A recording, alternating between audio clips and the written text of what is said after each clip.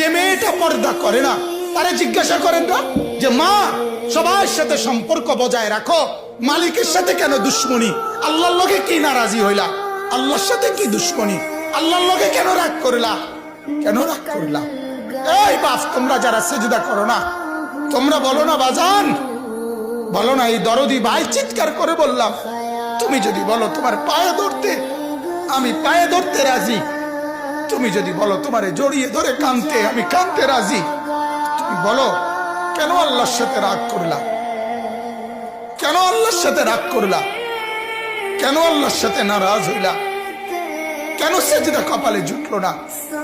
কেন মালিকের সাথে সারাদিনের এত কিছুর বিনিময়ে আল্লাহ তাআলা একটা মিস কল দিলে, 2 সেকেন্ডের একটা মিস কল দিলে বন্ধু তুমি টের পাও তোমার মোবাইলে মিস কল আসছে, এত বড় মসজিদে